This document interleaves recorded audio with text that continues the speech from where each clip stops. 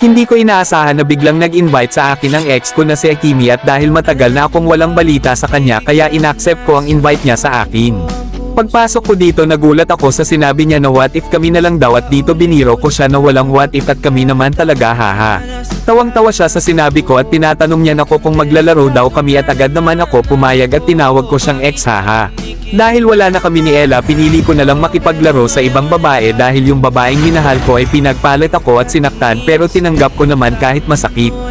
Tinatanong ako ng ex ko kung gusto pa daw siya ng ex niya at ako ang tinutukoy niya dito at dito biniro ko siya na gusto pa siya ng ex niya haha.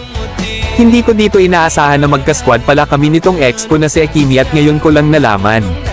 Nagulat ako sa sinabi sa akin ng ex ko na ako pa rin daw ang gusto niya at dito sinabi ko naman sa kanya ang totoo na gusto rin kita pero baka masaktan si Ella.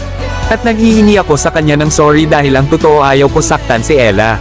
Dito sinasabi sa akin ng ex ko na iwanan ko na daw si Ella at siya na lang daw ang piliin ko. Sinabi ko sa kanya ang dahilan ko na mahal ko itong ex ko kaso baka ang sabihin nila sa akin ang dami kong GF. Hindi ko inaasahan na pipilitin ako ng ex ko na siya ang piliin ko at mas malakas daw siya kay Ella at dito nagulat ako sa sinabi niya na di ba pinagpalit daw ako ni Ella sa kaklase ni Ella. Dahil mahal ko si Ella sinabi ko sa ex ko na ayos lang at natanggap ko naman ang ginawa ni Ella kahit masakit dahil ganun ako magmahal.